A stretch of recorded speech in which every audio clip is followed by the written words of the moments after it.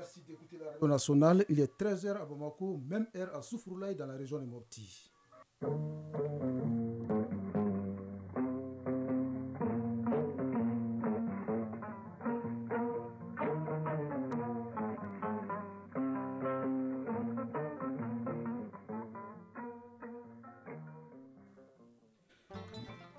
La deuxième édition de Mali Actualité avec Salimata Dao.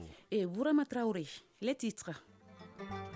81% des entreprises maliennes sont des investissements nationaux. C'est le résultat d'une étude menée par le baromètre de conjoncture des entreprises du Mali, édition 2021. La sécurité et la stabilité pour le climat des affaires, c'est le désir de cette entreprise. Lutte contre le charbon bactéridien, les éleveurs de la région de Koulikoro s'informent sur la maladie et les moyens d'éradication. La vaccination de tous les animaux serait une stratégie majeure pour minimiser la propagation de la bactérie. Le Parti des peuples africains de la Côte d'Ivoire fait son entrée dans la commission électorale indépendante. C'est un décret présidentiel qui l'annonce. Alassane Ouattara a nommé Demba Traoré le vice-président du parti. Réinsertion sociale des mineurs en conflit avec la loi, on en parle dans la chronique judiciaire. À les mineurs, les jeunes placés sous mandat de dépôt purgent leur peine et bénéficient également d'une formation. À l'affiche de la page sport, la CAN des moins de 20 ans en Égypte, la Ligue Europa et la Ligue des champions. Il sera également question de la leçon de sport et ce sera avec Isaac Chino. Bonjour à vous, chers auditeurs, et bienvenue. C'est un chiffre assez évocateur. 81% des entreprises maliennes sont des investissements nationaux. C'est ce que révèle le baromètre de conjoncture des entreprises du Mali, édition 2021. Selon le baromètre ces entreprises expriment le désir de sécurité et de stabilité pour le climat des affaires. C'est le résultat d'une étude menée par cette organisation. Le compte-rendu de Jules Sambou Sissoko. Le baromètre de conjoncture des entreprises du Mali, édition 2021, est une étude réalisée auprès de 163 décideurs ou dirigeants d'entreprises maliennes entre octobre et décembre, en lien avec l'environnement des affaires. Une des caractéristiques de l'étude révèle que 81% des entreprises sont tenues par des Maliens, donc des investissements nationaux. Doha Tijanba, consultant chargé de l'étude. On a touché 163 entreprises de tous les secteurs. Les entreprises maliennes sont vraiment les patrons, si on peut dire, de leur économie. C'est elles qui investissent le plus, c'est elles qui ont les chiffres d'affaires et leurs concurrents sont des Maliens. La sécurité, la stabilité et la fiscalité attractive sont les principales préoccupations des investisseurs, selon le baromètre de conjoncture des entreprises du Mali. Le CNPM partage ses enseignements de l'étude. Moussadek Bali, président du Conseil national du patronat du Mali. Nous avons tiré de ce baromètre des enseignements très importants. Le premier, c'est le plus grand désir des investisseurs, qu'ils soient maliens ou étrangers, c'est un désir de sécurité et de stabilité. Le deuxième grand enseignement, c'est que l'économie malienne est animée en grande majorité par des opérateurs maliens, ce qui est un très bon signe. Ça veut dire que les Maliens ont confiance en leur pays, les Maliens investissent dans leur pays. Mais ça nous interpelle aussi. Peut-être que nous ne faisons pas assez pour vendre la destination Mali aux investisseurs non maliens, aux investisseurs étrangers. Le baromètre est un outil d'aide à la décision qui n'a pas pris en compte les banques, les assurances et les sociétés de téléphonie mobile, a précisé le consultant chargé de l'étude. Les acteurs en charge des questions de développement social sont en conclave à Bamako. Les participants vont faire la revue et la capitalisation de la mise en œuvre des filets sociaux. L'objectif visé est de faire le bilan des interventions du gouvernement en réponse au Covid-19. La rencontre sera mise à profit pour discuter et analyser les différentes approches d'intervention des décideurs. On en sait plus avec Inaba. Depuis quelques années, notre pays est confronté à des risques de vulnérabilité. À ceci s'ajoutent les perturbations climatiques, les crises sanitaires, alimentaires et nutritionnelles. L'exercice consiste à échanger sur la revue de capitalisation de la mise en œuvre des filets sociaux en réponse au choc au Mali, cas du Covid-19. Mohamed Bassirou Traoré, directeur national de la protection sociale et de l'économie solidaire. Tout ce qu'on a eu à faire dans le cadre des opérations de transferts sociaux, des enregistrements universels, voir comment ces actions ont été menées sur le terrain, avec des différentes approches, donc jeter un regard critique en vue d'améliorer nos pratiques professionnelles. Malgré les efforts de sécurisation entrepris par le gouvernement, une grande partie du territoire reste en proie à l'insécurité, ce qui affecte négativement un plus grand nombre de populations et la production agricole. C'est pourquoi le département en charge du développement social a élaboré le plan national de réponse protection sociale aux conséquences économiques et sociales de la COVID-19. Adama Djamoutene, conseiller technique au ministère de la Santé et du Développement social. Le plan de réponse de la protection sociale a été articulé autour de 4 axes stratégiques, à savoir l'atténuation des conséquences psychosociales de la pandémie COVID-19, amélioration de la sécurité alimentaire et nutritionnelle des ménages vulnérables, le renforcement de la résilience de la population affectée par le COVID-19, le renforcement des capacités des services impliqués dans la mise en œuvre du plan de réponse. Ce plan a été l'un des vecteurs moteurs pour mieux structurer l'intention politique du gouvernement. Selon le directeur adjoint du Programme alimentaire mondial PAM, plus d'un demi-million de personnes sont touchées par le programme de filets sociaux dans notre pays. Le budget prévisionnel 2023 de l'hôpital du Mali se chiffre à plus de 5 milliards de francs CFA. Ce budget a été soumis à l'examen des administrateurs de l'établissement. Et c'était au cours de la 21e session ordinaire de l'hôpital tenue hier. Malgré le contexte de crise, la structure a pu réaliser la majeure partie de ses activités programmées en 2022. Koumba Sissé nous fait le point. En 2022, l'hôpital du Mali a réalisé la plupart de ses activités programmées. C'est le constat fait par les administrateurs. Pour preuve, le budget prévisionnel de la même année, fixé à plus de 4 milliards 315 millions de francs CFA, la structure a pu mobiliser une somme de plus de 6 milliards 374 millions de nos francs. C'est au cours de la 21e session ordinaire du conseil d'administration de l'hôpital du Mali que ces informations ont été données. Badou Soumounou, président du conseil d'administration de l'hôpital du Mali. 52 063 nouvelles consultations sur une prévision de 45 388. 6 744 hospitalisations sur une prévision de 6 665. 1 689 interventions chirurgicales sur une prévision de 1 458. 151 087 examens de laboratoire sur une prévision de 120 694. L'hôpital du Mali est confronté à quelques défis liés aux équipements et aux infrastructures. Dr Sanata Sogoba, directrice générale de l'hôpital du Mali. Depuis l'ouverture jusqu'à maintenant, on n'a que les mêmes équipements. Ces équipements sont obsolètes et tombent très fréquemment en panne. En plus de cela aussi, nous n'avons que le même nombre de box de consultation depuis l'ouverture jusqu'à maintenant, alors que le nombre de médecins a doublé ou soit triplé. Nous ne demandons que des équipements et des infrastructures pour pouvoir offrir des soins en termes de quantité et de qualité à la population malienne. En 2023, le projet de budget de l'hôpital du Mali est arrêté en dépenses et en recettes à la somme de 5 milliards 207 millions de francs CFA, une somme qui permettra à la structure de réaliser ses activités programmées. Les éleveurs de Banamba, Kangaba, Kati et Kolokani s'informent sur le charbon bactéridien. C'est une maladie infectieuse très contagieuse qui sévit dans la région de Koulikoro. À travers cet atelier, la Direction nationale des services vétérinaires veut partager avec les participants des stratégies de lutte contre la maladie, dont l'une est la vaccination de tous les animaux. Les détails avec Ousmane Koïta depuis Koulikoro. Selon certaines statistiques de l'Institut national de la statistique du Mali de 2020, au Mali, l'élevage constitue la principale source de subsistance pour plus de 30% de la population malienne et contribue à environ 15% au produit intérieur brut.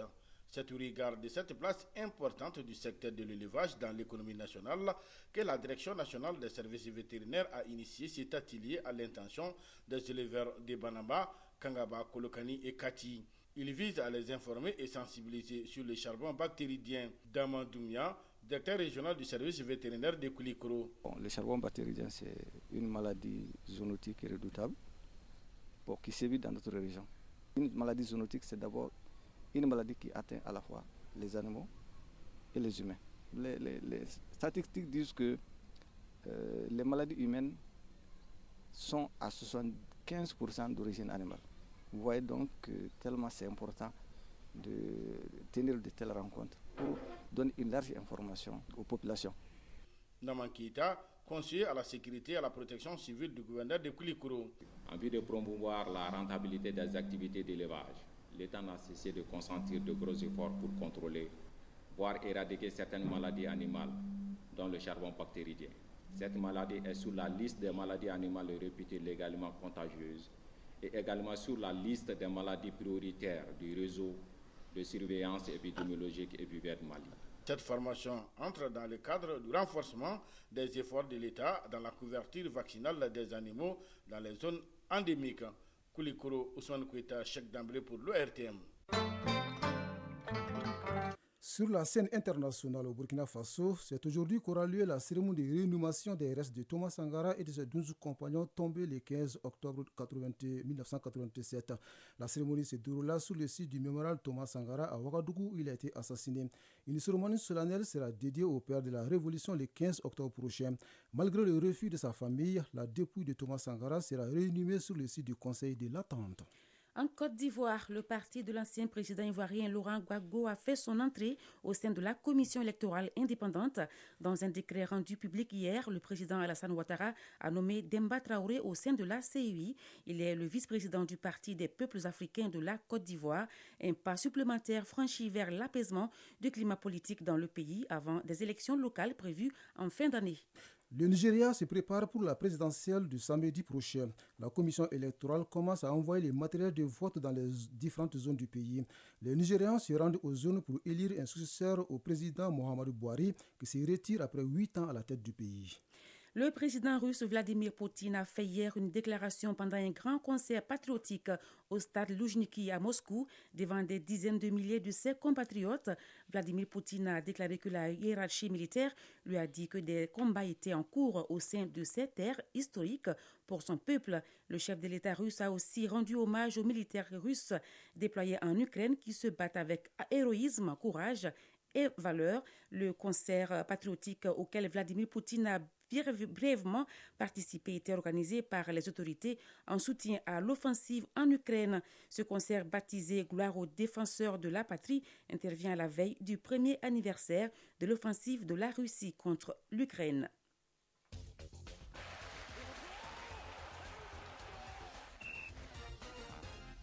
Page Sport, football, camp des moins de 20 ans en Égypte. La deuxième journée se joue cet après-midi dans le groupe B. Déjà hier, l'équipe nationale du Sénégal s'est qualifiée pour les quarts de finale. En Europe, place ce jeudi à la Ligue Europa. Les dernières rencontres allées des huitièmes de finale de la Ligue des Champions ont eu lieu hier. Le résumé de l'actualité sportive avec Isaac Tchenou.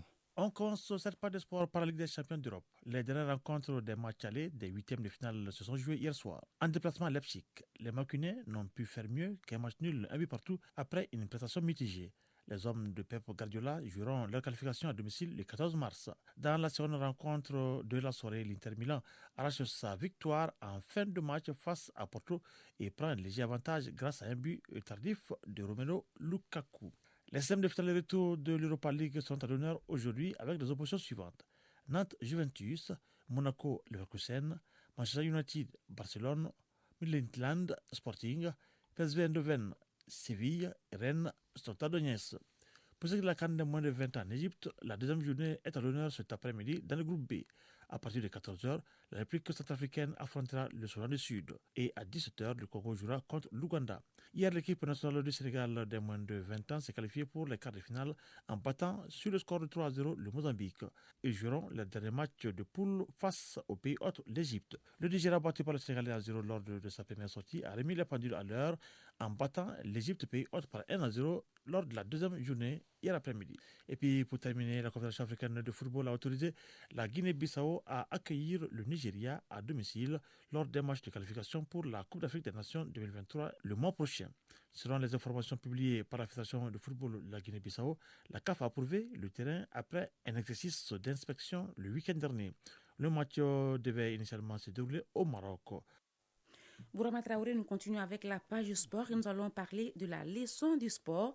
Il porte sur le cross-country, à ne pas confondre avec la course sur route. Le cross-country est une épreuve qui consiste à courir sur terrain varié tels que les champs, les forêts, les collines et sur les chemins boueux avec parfois des obstacles, d'où la traduction littérale de cross-country à travers la campagne. Isaac nous en parle dans la leçon du sport. Le cross-country est une discipline de l'athlétisme qui consiste en une course en naturel. On peut dire que le cross-country est à mi-chemin entre le demi-fond et le trail. Son parcours est particulier. Adam Okone, officiel technique international. Le cross-country est une épreuve de course naturelle hors stade de la discipline athlétisme. Le parcours sera tracé sur un terrain découvert ou boisé, couvert autant que possible d'herbe, avec des obstacles naturels comme des troncs d'arbres posés sur le parcours, des ravins, des flaques d'eau, des montées, des descentes, de la boue, des cailloux souvent, tout pour mettre l'athlète en situation de course en nature. Les épreuves de cross-country s'organisent sur des espaces restreints. Ce sont des épreuves de distance couplées de sprints.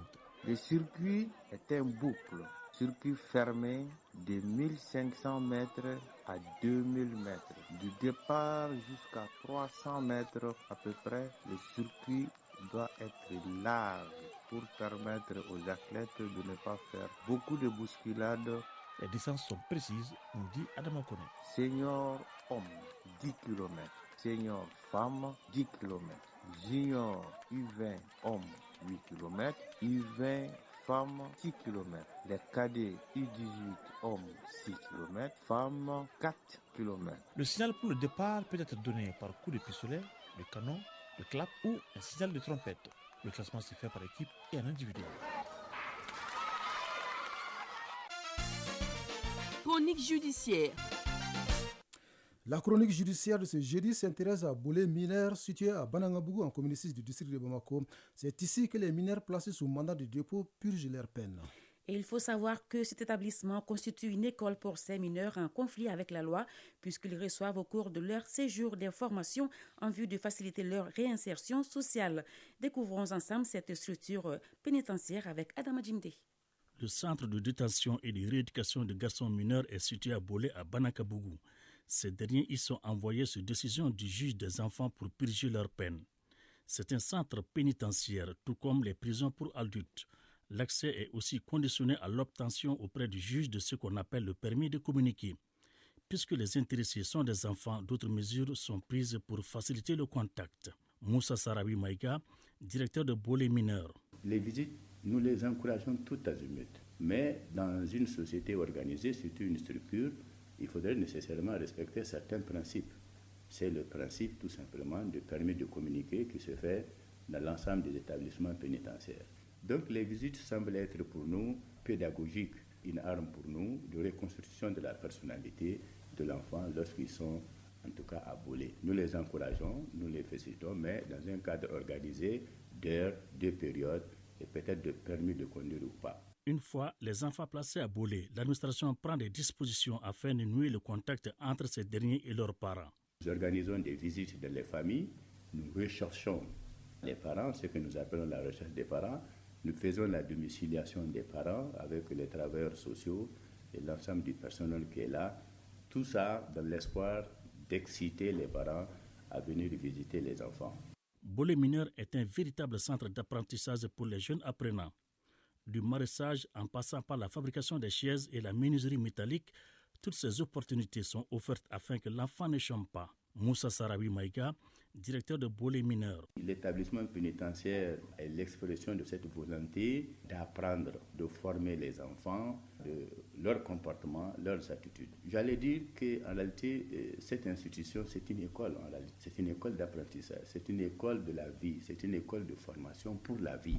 Quand les enfants arrivent ici, nous pensons que c'est comme s'ils vont à l'école. Donc tout est réuni par l'État. En tout cas, en termes de personnel, en termes de moyens d'hébergement, en termes même de structures d'accueil par rapport à leur formation et leur accueil, le minimum est là pour pouvoir assurer leur formation pendant ce temps-là. Nous estimons que c'est une expression de la volonté politique du pays de prendre en charge totalement les enfants et tous les enfants. Ici, l'éducation, voire la rééducation et l'apprentissage professionnel riment pour mieux façonner le bon citoyen de demain. Il est 13h passé à 19 minutes à Sirakora dans la région de Koulikoro. C'est la fin de cette édition qui vous a été présentée par Salimata Daou et Bourama Traoré. Mise en onde Bintou Traoré, réalisation Dossé Baba Diara, mise en ligne Ségou Traoré, le tout sous la coordination de Ousmane Dao. Restez connectés sur Radio Mali, la lecture des avis et communiqués dans un instant avec Kani Keita. Merci et bonne écoute radiophonique.